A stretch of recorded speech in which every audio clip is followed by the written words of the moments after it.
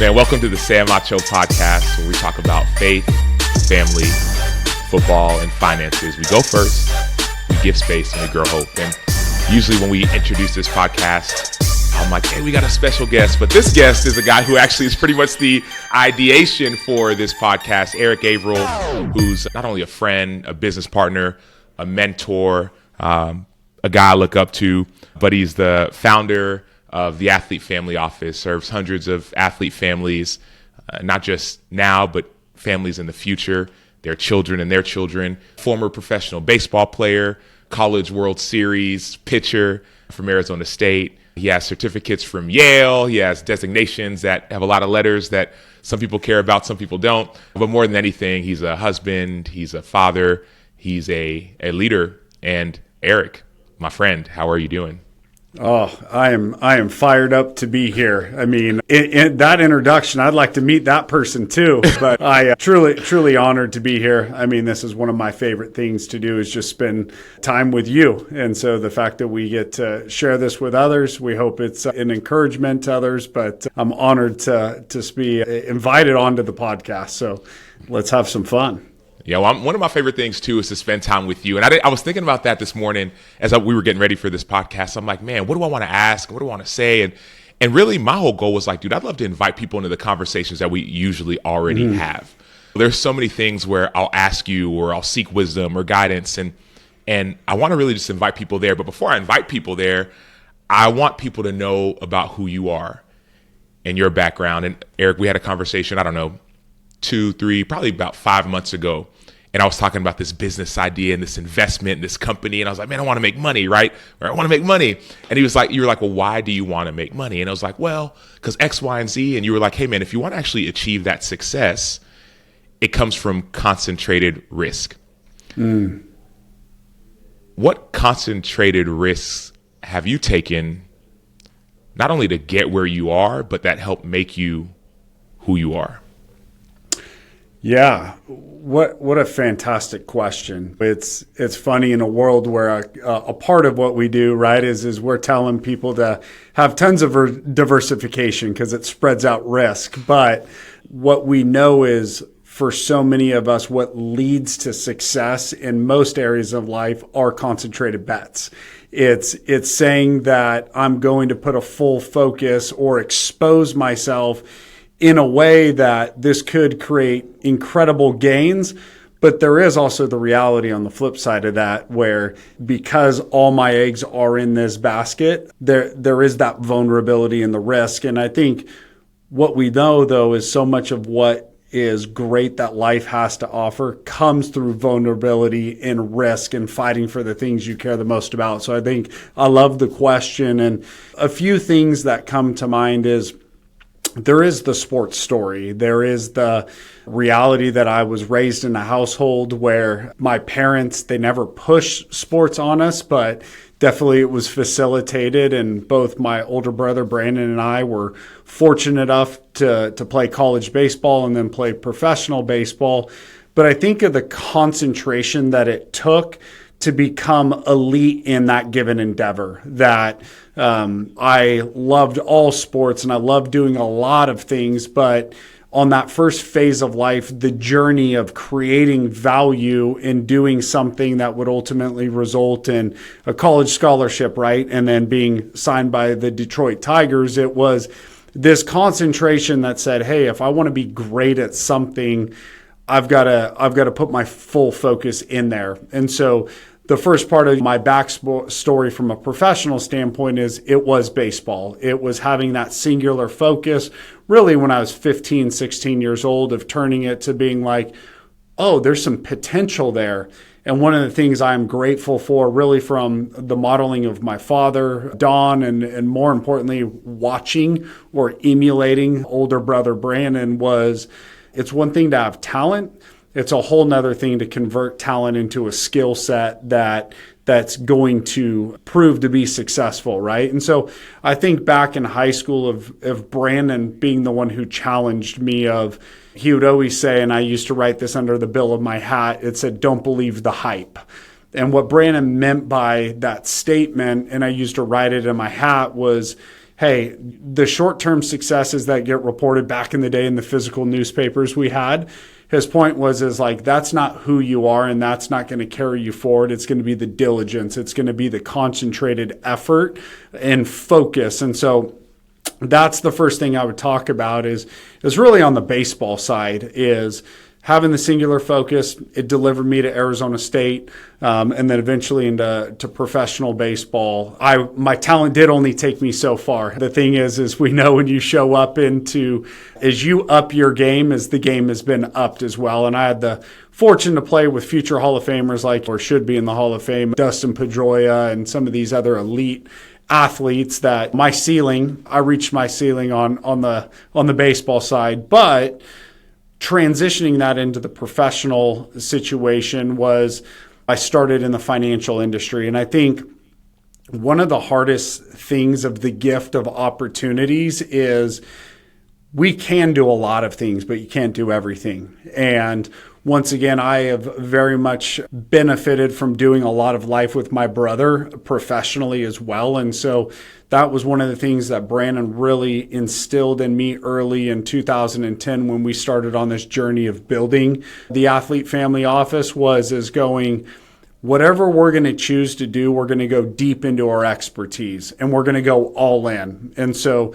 Brandon literally went all in with the investment of any money he had to help build this company when we started. But it was this mentality of going, if we're going to concentrate, being the best means we've got to go all in. So pursue the deepest expertise, pursue those things. And so those are two on the professional side, and we can get into the personal side, but I also don't want to just rant for the next 30 minutes by myself. But that's what comes to mind when I think about concentrated risk.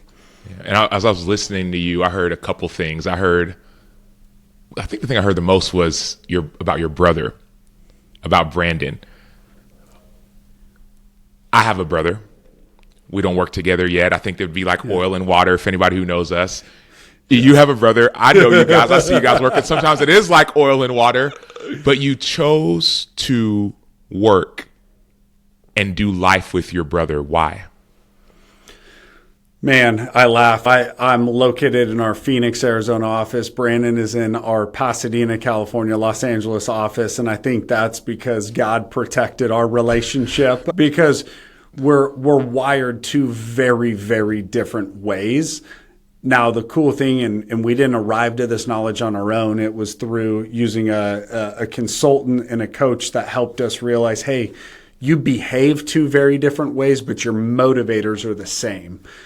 And why I chose to work with Brandon, and I think vice versa, is there was a lot of adversity growing up as kids. We had a lot of death around the family, a lot of tragedy, a lot of stuff. And he's been my best friend since I came out of the womb. And I was fortunate to have an older brother who I think definitely is more wise, more caring. And he really took the role when I was a kid of being my protector, being my brother, right? And so for me, just the affection for our friendship was what led it to it.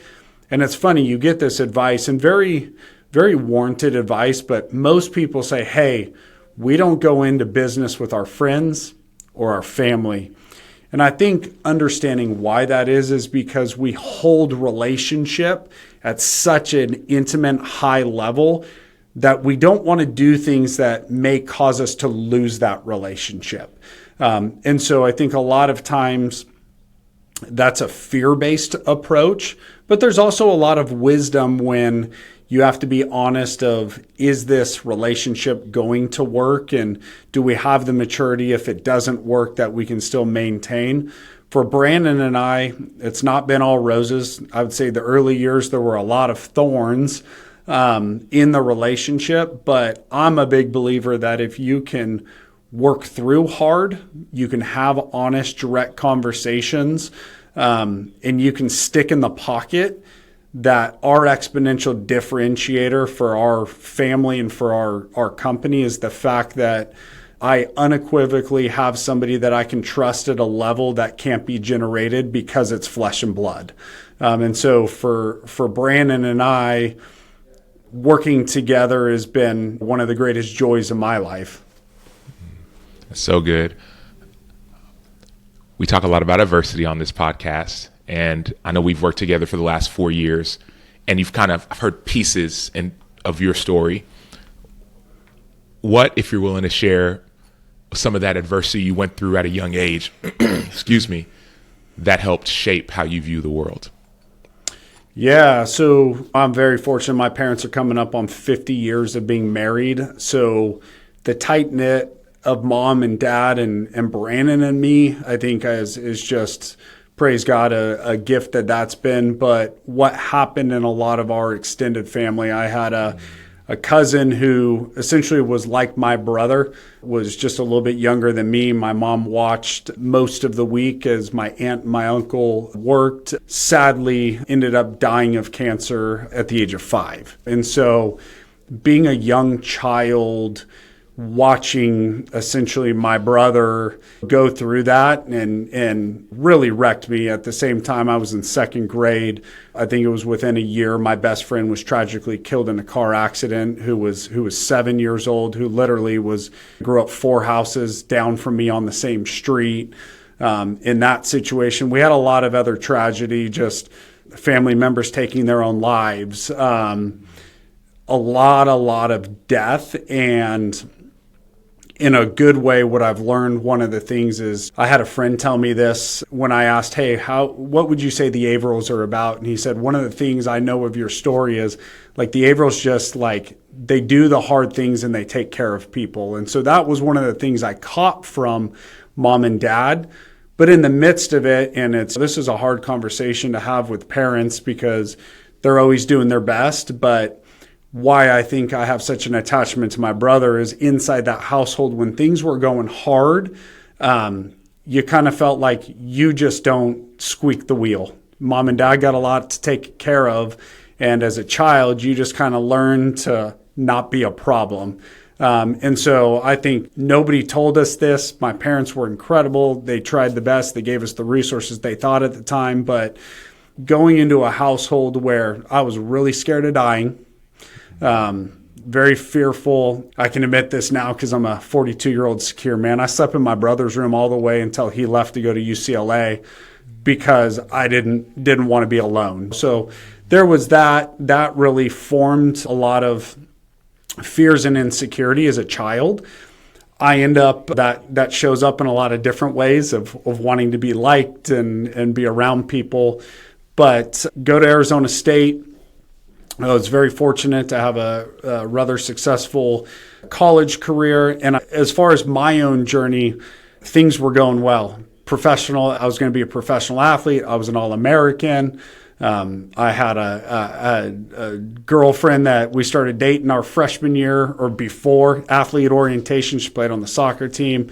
Just a fun kind of fairy tale story, right? And I thought, we're going to go to be a professional athlete. We're going to get married. We're going to have 2 kids, a dog, and a white picket fence, and everything was going to go well. And unfortunately, in that relationship, we did get married, and sadly, we went through a very, very difficult time where, at a young age, ended up going through a divorce at a young age. And there's a lot of lessons in there. There's always 2 contributors to broken relationships. And for me, not only did that happen, it happened within literally the same month that I ended up having Tommy John surgery. And so here I was having this situation when I was in the minor leagues.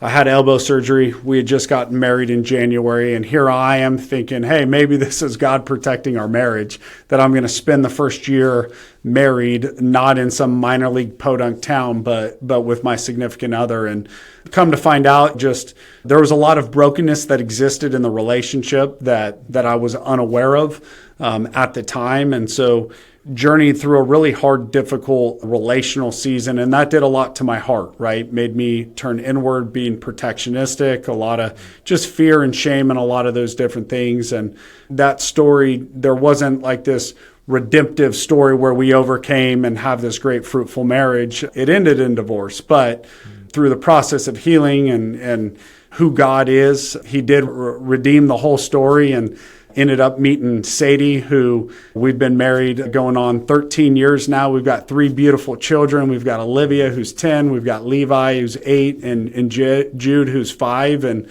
But that adversity, losing my baseball career, which was a big part of my identity, losing a relationship, which was a massive part of my identity, really brought me down to this ground zero level of asking myself, who am I? What do I believe? Who do I want to be in the world?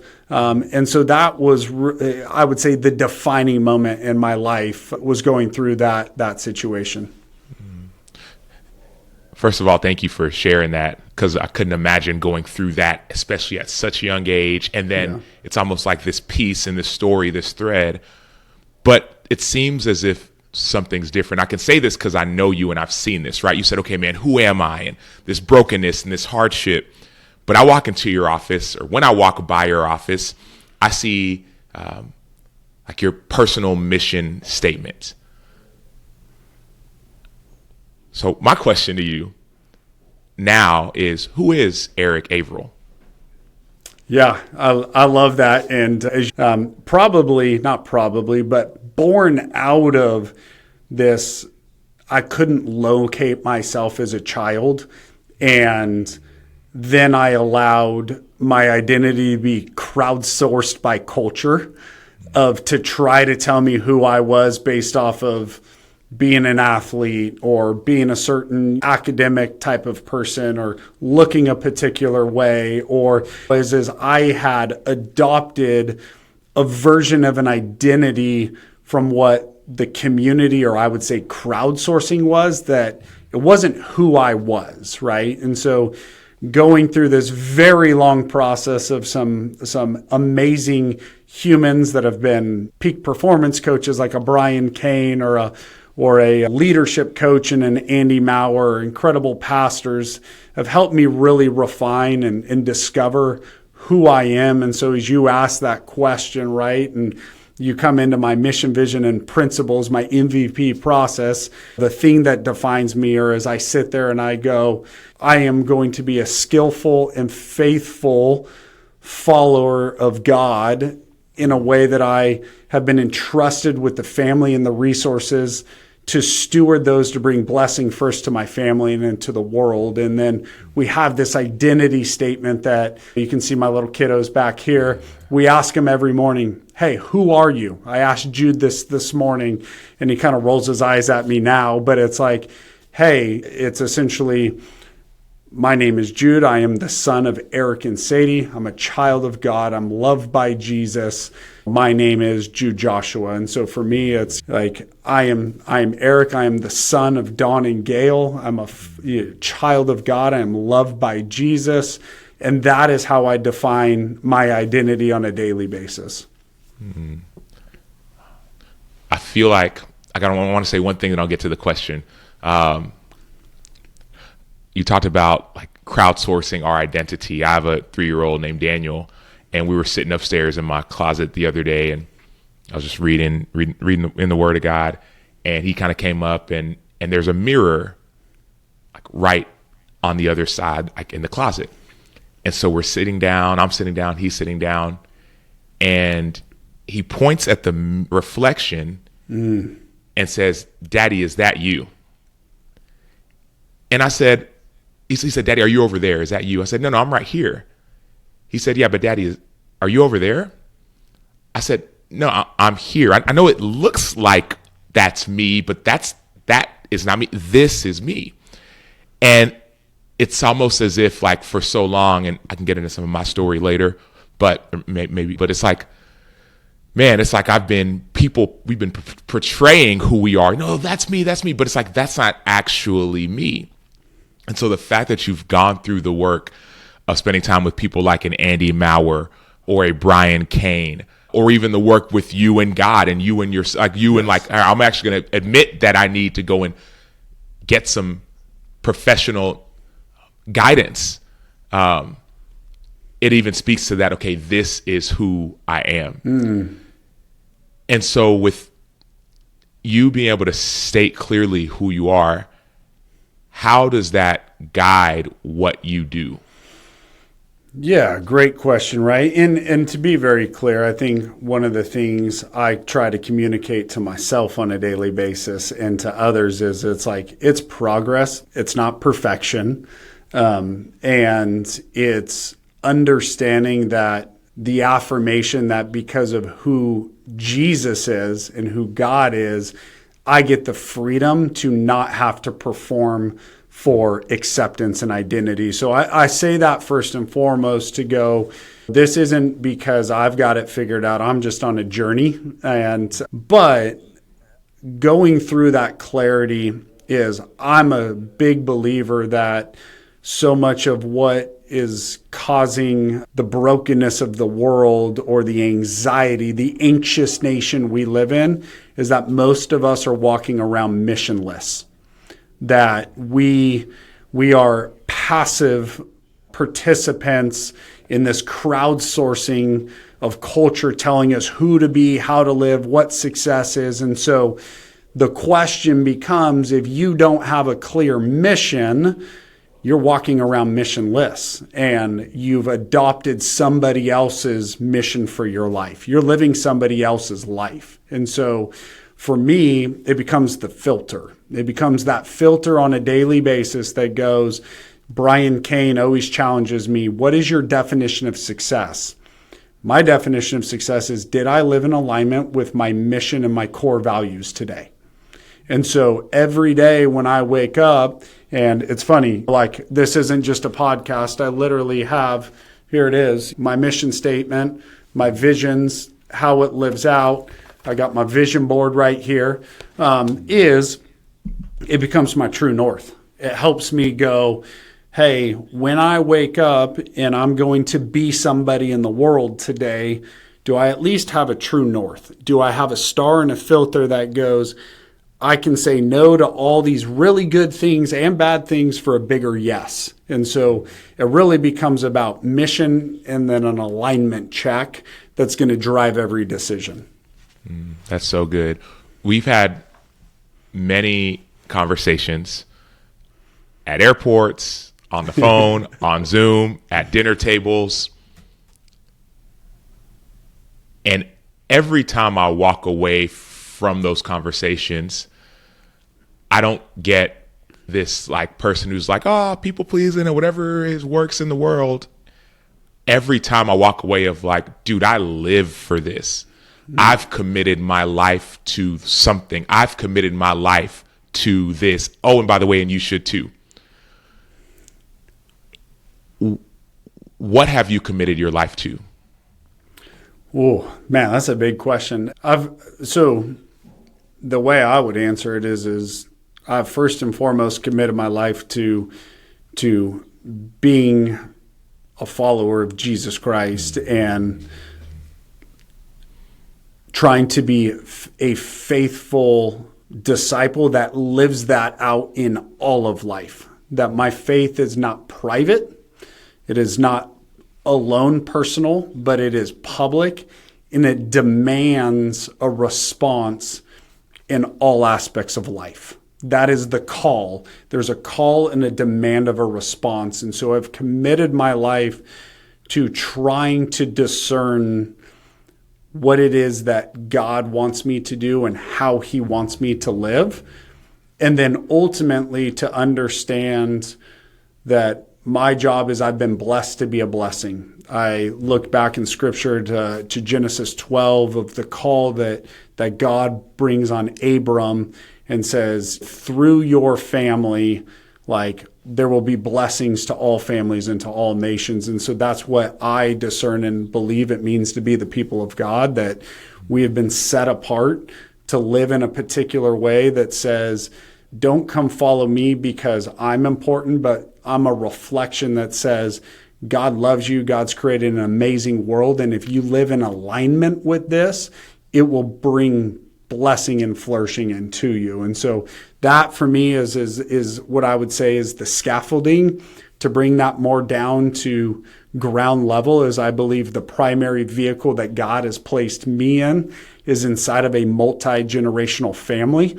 And so the Averills, I had the the good fortune to be born into the Averill lineage. And I've been entrusted, however long I am here, to be a good steward and trustee of this last name, of the resources God's entrusted me with the relationships, with the little people, with an incredible wife. And so my primary role is as a husband and as a father of going, how do I help remind us who we are? And how do we discern the skills and the giftings He's entrusted to us? How do we make sure we develop those? How do we make sure that we refine the skills and that we're using those in service to others? And so I think through practically, what does it mean to be an Averill? And how do we show up in the world? And then through my vocation is that work is not something that competes with my family. Work is a good gift about value creation. And so as the Averill send me out on a daily basis, and I carry us into the world that says through AWM, through the Athlete Family Office, I get the opportunity to help other families think through these things of saying, who are you? What's your mission?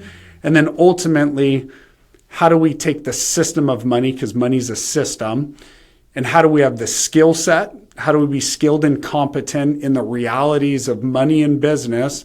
How do we bring that in alignment to your mission? And how do we create value into the world? And so primarily that's the expression of how we wake up on a daily basis is this is what it means to be an Averill.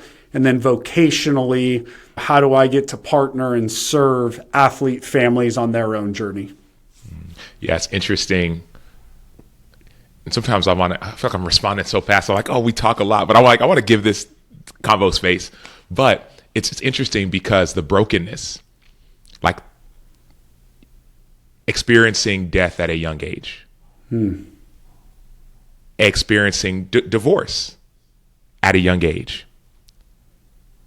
You mentioned something about your brother giving like the last penny that he had. So potentially experiencing some financial struggles. Use your baseball career, right? I couldn't imagine going through divorce, baseball career, Tommy John. Financial struggles at a young age. And then being an athlete. And then I think about the people who you serve. Coming from families who have experienced potentially death.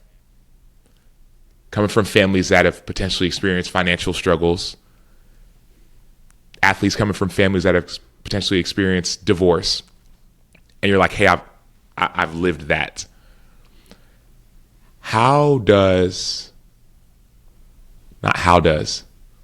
When you hear something like that, what do you hear?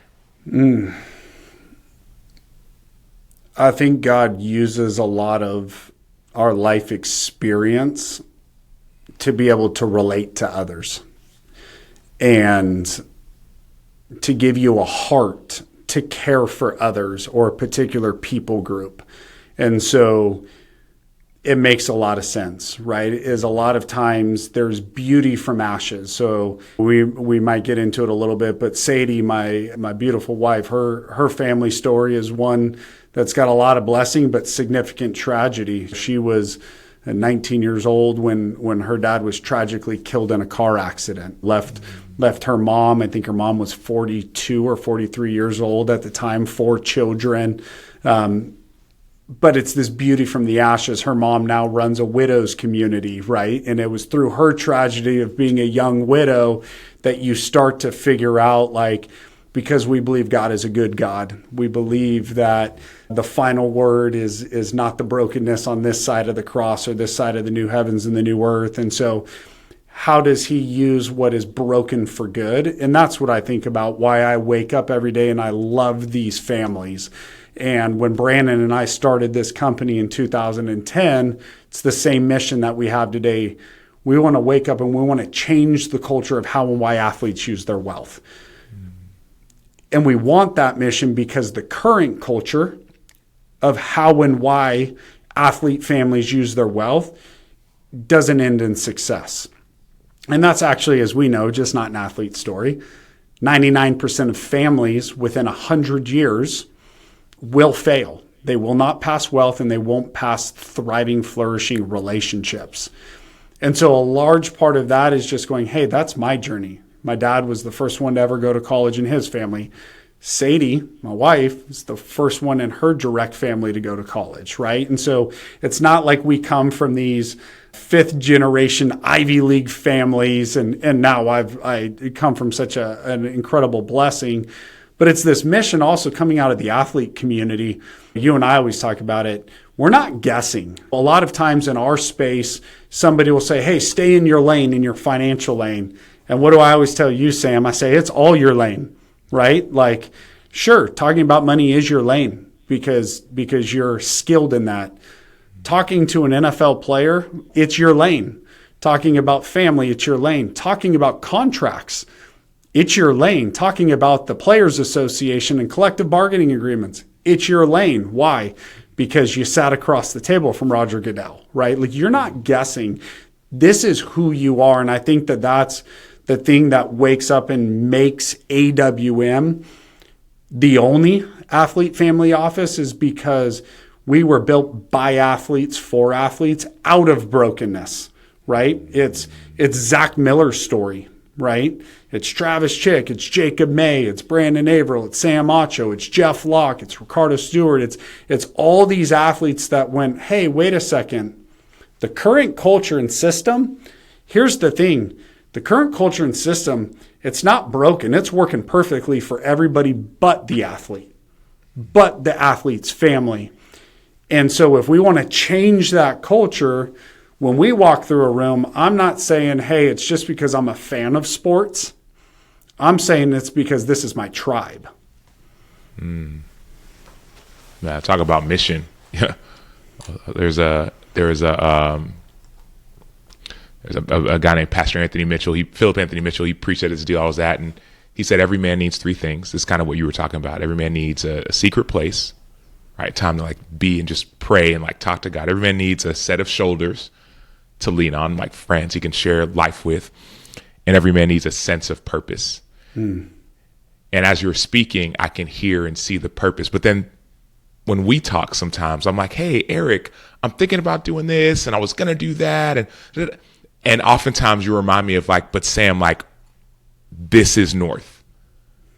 Like, this is north. Like, why? Where are some of these external views or thoughts or whatever? Like, you've shared with me, and what you've committed your life to is north, and you're the guy that can be that solution. You are the solution. I mean, you remind me, it's like, dude, you're the most important person in the room. Like, I say that to myself before I go on any stage now.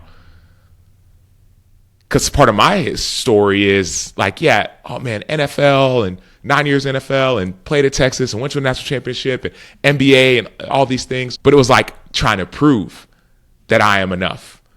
And so when someone's like, hey, stay in your lane, I'm like, oh man, is it? And you're like, no, you're coming and reminding me, no, sir, this is your lane. Why do you do that for me? Yeah, because I think, like you said, and for so many of us, especially if there's any public persona of part of your craft, athlete, entertainer, founder, the world, to be bluntly, like we're actually, I always say, is there's no difference like from playing in the NBA and the NFL and the MLB and WWE wrestling. We are entertainment. That's what we are. So we are entertainment to other people's viewing and to their life. We're just a character in their story. And at some part, we start to believe that. And so you start to question yourself of your centeredness and your rootedness of like, who am I? Because I actually learn the longer you're in the league, the more people don't care about you. The longer you're in the league, the mystique, it rolls off. And people, you realize, is like, they don't actually care about Sam Acho. They care about the version of Sam Acho. And so I think it's like you go this natural, first you're naive and you're like, no, nobody, like they care about me, right? Who I am. Like, I'm not like everybody else. And then all of a sudden you get a little skeptical, then you get a little jaded. And then the problem is you've been that version your whole life that you can't locate yourself. And so sometimes it's like, hey, I got to remind you of who you are. And this isn't unique to the athlete. What does God tell the people of Israel all through? Remember who you are. Remember whose you are. Like, you are mine. I have set you apart. Like, as you walk, tell your children the stories. Remind them of who they are. And so part of my role and the gift of having trusted friends in your life is go, hey, Sam, when you can't see yourself, let me remind you of who you are. And not because of you need to hear that solely for you, but God has set you apart with a unique story, with little components that have happened in your life that form you of one. And you actually have something to give to the world. And so I need you to know who you are so that when you walk in the room, you are the solution to change the culture, right? Most of the competitors, most of who is in the trusted circle, they may even be well-intended, but most of the time they're not skilled, they're not from the tribe, and they're not who the athlete needs in their trusted circle. They need Sam Acho. And I need Sam Acho to remind himself that that's who he is and that he is the solution to the athlete problem. Whereas everybody who's currently in place is part of the existing culture, which has led to destruction and decline, not to dynasty and not to success. And that's why Sam Acho needs to be reminded of who he is. So then what would you say to somebody that says, well, dude, it's just money, right? Like, it's like, they'll make a lot of it and they'll be good. And like, come on, like, it's just money. Why? What would you say to that person? So twofold. Sometimes you hear the comment, well, money's just money. Doesn't matter who owns it, right? Or who makes it. And I would agree that money is a system. And so there's a particular skill set. And so for me, I would say a non-negotiable starting point if you're successful financially, you are right. If you are a client of a privately owned independent family office, they should be skilled at the system. But here's the truth. Nobody's here for money. Does not exist in isolation. Money, first and foremost, is created out of value creation from something a human does. There's a relational aspect to money. And then second, money is just a tool. Money is a tool that exists to serve the mission of the purpose who created it and who owns it. And so when I say, hey, it's just money, like, you're constructing the wrong thing. Money is just a tool. Money is not the scoreboard. We're not here to manage money independently. We're here to actually say, hey, for a future athlete or for the Acho family, who are you? Why did you create money? How did you create money? How do you relate to money? And how do we use our money to drive forward the things that are most important to you? And so I can't actually serve you without the complete package. And so when people try to detach money from humanity or from a total comprehensive network of integrated decisions, they're going to fail. And so what we say here, right, is the world's trying to convince you to put money in the center of your life. It's funny, when we grew up, what made us so valuable that created the money, we were never motivated by money. It was, hey, I want to be elite at what I do. I love the game for the love of the game, right? And then all of a sudden you got good. And all of a sudden these weird people with little logos on their shirts start showing up when you're 15, 16 years old. And if we think about it, we joke about it now, right? A bunch of grown men around a bunch of 14 and 15-year-olds. Let's call it what it is. And if you're in the NBA, it's probably even earlier than that. You're 12, 13 years old. Grown men show up and they start to relate with you. And we act like this is normal. That is weird, right? But the economics, the money that is at stake, we all know this with name, image, and likeness now, that was just hidden, but it's always been there, right? The economic machine of college sports. Hey, I'll give you a college scholarship as if they're doing us a favor, right? But we didn't know any better because we were just there for the love of the game. Then all of a sudden, people tell you how we get taken advantage of as the athlete community. Hey, don't worry about the money. Don't worry about the money. Hey, just get a guy, trust somebody else take care of it. You just be the athlete. Just be the athlete. Like everybody else is going to worry about money, but you don't worry about it. Make sure, like, I actually want you to turn your brain off. And so we end up in this machine. Then we make money, right? Then you are elite and you unlock. We've got clients that have unlocked $300, $400 million, $100 million here. But then all of a sudden it's like, hey, it's never been about the money, but now I want you to run your life by money. We want money to run your life. And you're like, well, wait a second. The thing that created all the value, meaning, and purpose, I was never focused on it. But now because there's money in my bank account, I should now become obsessed with money and let money lead my life. That's completely broken. So it's never just money. Money is never dealt with in isolation. And the reason we don't have success is because the system is set up to optimize the money primarily for other people than the actual family who owns it. Wow. What would you tell an athlete? What questions do athletes now need to be asking? In light of this conversation that we're having, and in light of the system, whether you're NIL or the guy who's made $100 million or the guy who's just got to the NFL and is seeing, what questions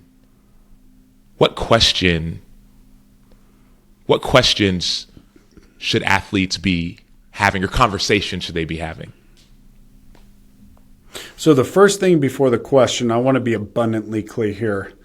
The first thing you need to do is remind yourself of who you are, that you are intelligent, that you are capable, that you've done something where you're one of the best in the world at what you've done. That if you spent all your time doing somebody else's job or craft, you would probably be equally as elite at that. And so what you should not hear, athlete, because it's one of the things that got me into this mission back in 2010, is when that famous article came out in 2009, How and Why Athletes Go Broke. There was so much of the shift of the blame put on the athlete. And I said, hey, full stop. What's going on here? We've done our job. Like, we became the best in the world, what we did. And we actually listened to what you said, and we hired people. We hired the professionals. The problem is the professionals ended up not being the best in the world. And the professionals ended up actually having a bunch of conflicts of interest and incentives.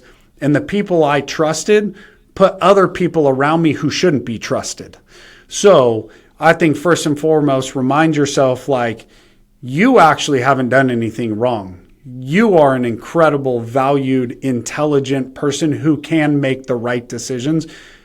It's more about the awareness that goes, I'm not going to allow the current culture and system to leverage and extract things from me. So what you shouldn't hear is, you're not stupid. You are not stupid. You are not dumb. You haven't done everything wrong. I think one of the hardest things when we interact with current athletes, current veteran players who have this current infrastructure around them from the existing culture, what they can hear is, so you just think I'm stupid. No. I don't think you're stupid. I think the system is taking advantage of us as the athlete community. And that for the first time, you need a protector. You need an advocate who's part of your tribe to come around you. So the questions I would ask if I was an athlete is, do I know everybody's business that is around my circle? I understand the business of the NFL. I understand that the NFL is there to make money. I understand how the team makes money. Do I understand how my agent makes money? Do I understand how my financial team makes money? Do I understand how my college makes money? Do I understand all the business interests that surround me? Because if you follow the money, it typically indicates what their real expertise is and is not, and also their intent, right? And so we talk a lot about trust here, Sam. Ultimately, as an athlete, you're trying to figure out, who can I trust? So the first question is, what is the definition of trust? As you and I know, there are two components of trust. There's character, and that's where most people stop. Do I believe this person has the right intent? Do I believe they're going to do what's best for me? My mom has the best intent of any human on the planet for me. unequivocally, more than even my wife, because maybe not as much as Sadie. Sadie might argue that, but my mom gave birth to me, right? My mom's intent for my well-being and goodness in life is at an exponential high. My mom's ability to manage money, by her own admission, would not be very good. So I should not hire my mom to manage my multi-million dollars as an athlete. Why? Well, I trust her, but does she have the skill set? I have high integrity. I played professional baseball. The Kansas City Chiefs are not going to trust me to be the quarterback of the Kansas City Chiefs. Patrick Mahomes has a little bit higher skill set, character, competency. Competency is another word for skill set, capabilities, and track record. So as an athlete, the first question I have to ask is, what is trust? Because I'm about to give it to somebody. And when I give that trust to somebody, it's going to produce a result. And here's the reality. That result is going to impact the trajectory of my family forever. And so do they deserve my trust? So trust is first, do they have the character? Do they have the intent and integrity? And we can fact check this. We can do a background check. We can ask the community. We can go to government websites. We can go to players associations. We can sit here and go, is this person trustworthy? Would I allow them to watch my kids? If they pass that, we can go to step 2. If they don't pass that, do not pass go, right? It's too valuable. But this is where most people never get. Do they have the skills? And have they proven, have they done it before? If they don't have the skills and what they say they're doing, you're going to lose. If they have no track record, they're learning on you. You're taking a gamble with something that you've already guaranteed. And so in our world, or with a sports agent, with an attorney, with your family office, you have to ask the question, do they actually have the capabilities? Do they understand that money is a system? Do they have the ability to manage the whole system, taxes, investment, insurance, estate planning, family governance? Oh, and by the way, have they done this for an athlete or 10 athletes that have managed and have made $100 million, $200, $300 million? And if the athlete did this one thing, if we understood what trust was and we had the checklist, we would avoid 99% of our problems. But the system doesn't want you to fact check. The system wants you to just go, hey, it was good enough for Sam Acho. You played at Texas, right? It's good enough for Sam Acho. Should be good enough for you. Don't ask questions. Just follow what your teammates have done. Follow what the last decade's done, the last 20 years. Here's the problem. The result, the track record says you're going to lose. And so if you want a different result than what the current culture is doing, you have to have a different solution. What does Sadie say when you are doing all this and on the road and traveling and meet? What does your wife think about what you do? So first I would say it's not what I do, it's what we do. We're a family team. We have an Averill mission. This isn't the Eric Averill mission. Now, there's lots of sacrifices, and so there are decisions that are made collectively as a team. Our marriage is marked by unity. First and foremost, we've been given a family structure where the primary goal is not to make money. Winning is not helping everybody else out and losing your family, right? And so there's this how to win at life and not lose it all. Some wise man named Sam Acho's helped me focus on this, is going mission alignment. Sadie and I talk about what we do. So a large part of when we sit down with families, Sadie's there with me. She knows our clients' wives, right? Because success is a multi-generational, wealthy, flourishing family. You're building your 100-year family, right, that we talk a lot about.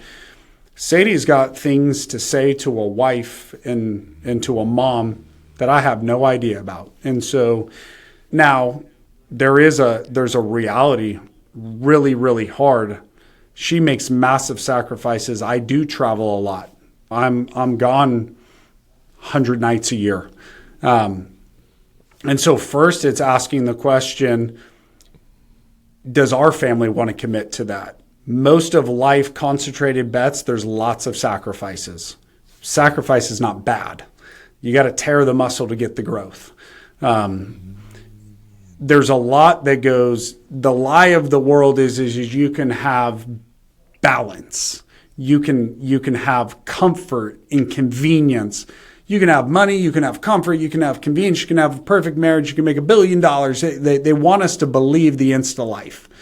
But the truth is, Sadie and I have to make decisions together as a unit, as a family team to say, this is the mission we believe we're on. Are we willing to pay the price? And Sadie pays the price a lot. But that's because she's on mission as well to put the deposits into essentially creating the value and being on the mission that we think God's put us on. And that expression's for everybody else. But I think one of the biggest lies and things you have to think through is, what is the purpose of work? The purpose of work is not to leave my family to go make money to only bring it back as if it's in competition. Work is a good gift of an expressway that we get to show up and create value in the world. And so Sade and I talk a lot about this of we are participating together and making sure we have a lot of alignment questions. When I get off the rails, and a lot of times Sadie is like, hey, you're off mission. You went on Eric's mission, and that's not our mission. So like our family mission before Eric's mission is a very important thing. Do you have so you talked about your personal mission. Is there a different like family mission, or is it what you say to your kids? Like, as we kind of like, I want to kind of like close with like, what is, I've heard about team, I've heard about brother, I've heard about me and my wife, I've heard about me. I've even heard about how that's expressed. But for somebody who's trying to figure that out, for the young athlete or the business leader or the mom or the nurse who's like, man, this sounds great, but I'm not an athlete and I don't make $1 million, but I do want this mission thing. How do they do it? That's a great question. So here's the first thing I tell everybody, and this is my conviction, right? And I know this isn't held by everybody, but especially if you are a follower of Jesus, which I know so many people on this podcast are, is I don't believe I have to go find my mission. It's not out there. It's not even inside of me. Our mission's been given to us as the people of God. It says, this is who I am, and because of me, this is who you are, right? And so we get to participate. Like, one of the most freeing things is I don't have to figure out my mission. Like, I'm loved by God. He's created this good world. He says, live in alignment with the way that I've created the world, and you've been created to bring blessing to the world, right? That is true for everybody. If you look in Scripture, 1 Peter 2:9, right? You are a royal priesthood. You are a holy nation. You've been set apart to mediate blessing to the world. That's our mission. There's freedom then to go, what is the expression for me? What is my unique mission? So instead of you trying to figure out your purpose in life, what you're trying to go is God's dynamic. We're dynamic. There are seasons in life. We as athletes, we're seasonality, right? We got preseason. We got middle of the season. We got postseason. Is give yourself the freedom to go, I don't have to figure out all of life. I just have to listen and discern based off of my story. A large part is we can figure out who we are by going, what is the history? What are the things I want to see more in the world? What are the things I want to see less in the world? Do more good, do less bad. And so in a very practical way, I think the first thing is hey, if I'm a nurse, I try to sit there, some basic exercises, just write your story. What is my story? And that is number one, psychology shows it's one of the most cathartic things that brings emotional healing and well-being, even when you have to trace the hard things in your story. And then just go, based off of my story, what are the things that are happening in my heart that I want to pursue? And that's where you start and you put those down. And now all of a sudden you go, based off of who I'm uniquely created and the unique story I've been given, how can I show up and create value in the world in this season?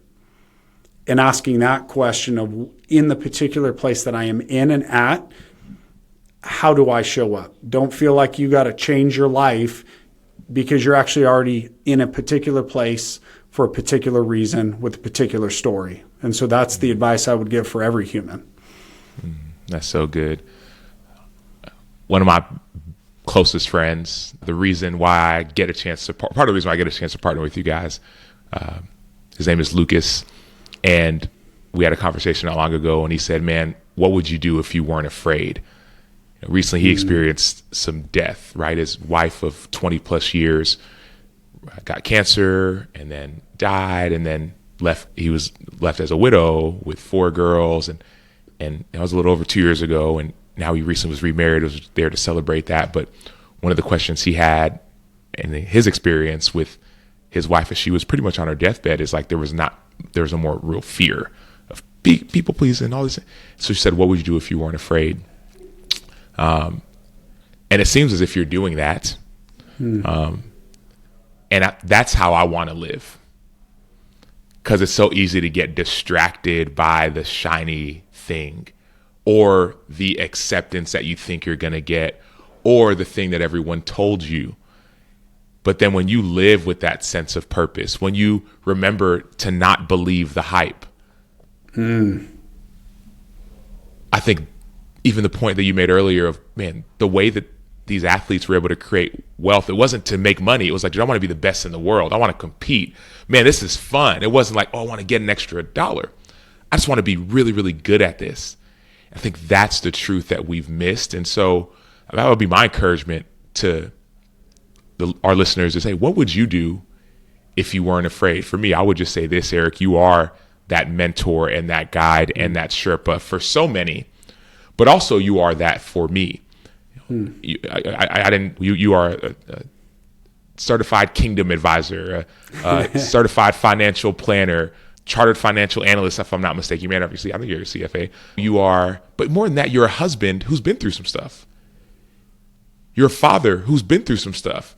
You're a founder of a company that manages over $3 billion of athletes' wealth and impact.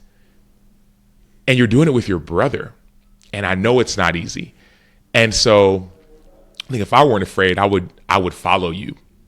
That's what I would do. I'd follow you. And the reason why is you don't have to do what you're doing, right? The baseball world, easy, and y'all, not easy, but y'all are super, we've been fortunate, and you started 15 years ago. But it's like, nah, dude, you talked about that mission of changing the culture of how and why athletes use their wealth. And you've been the one to say, man, like baseball isn't necessarily a culture changer. I mean, like football's changing culture. So let's build this football team.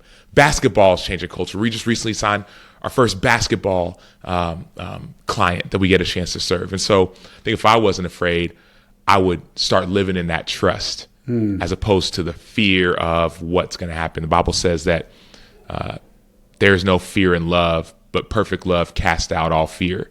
And the one who fears hasn't been perfected in love. I know a lot of my life has been lived in fear. Maybe this is a different podcast for a different time. And I think God is reminding me that, nah, dude, like on the other side of fear is hope and a future. And the enemy wants to keep us chained and doubting and fearful. And God's like, no, just step into it. Step in and then watch how I show up. You don't have to go and find it out there or find it inside here. It's like, dude, it's right in front of you. Just take that next step. And to build on that, I think one of the things every listener needs to hear is you deserve the best. You deserve to have the best for whatever that means to you in your particular life. For the athlete, for the NFL athlete, to your point, like our company doesn't exist to create a great life for a bunch of us individuals in the collective company. And that's part of the problem, right? A lot of times the people who are representing you in your contracts, they're actually just worried about making money for their families. The companies that you trust with your finances, go ask them what the mission of the company is, because that's going to tell you what they care about. They're not built to serve and to change the culture for the athlete. And here's the thing you asked, maybe what an athlete needs to ask. Here's the last thing I would say to the NFL athlete is, you deserve the best. Zach Miller always says this, You've done everything to be the best in the world at which you're at. You demand that excellence from everybody else you put around you. Do they deserve to be on your team because they're the best in the world based off of their capabilities and their track record? And sometimes, even though you hold yourself to a standard, we don't hold other people to those standards. And I think that that's a really important thing. If you weren't fearful, you would walk in the room, not out of arrogance, but to say, hey, I'm worth it. I matter. And I'm going to demand excellence from everybody around me because I'm on mission for my family and I've been entrusted with the resources and the relationships. And so I'm going to demand part of me being a faithful and skillful steward is that I achieve and I hire the best. And I think that's really based on a root belief of, do you believe you're worth it? Value and worth and identity. It's easy to get caught up in like what seems true, but if you know who you are and walk in who you are, I mean, you're unstoppable. Yeah. Eric, I am honored to get a chance to walk alongside you, to do life with you, to see you walk alongside your brother, your actual brother.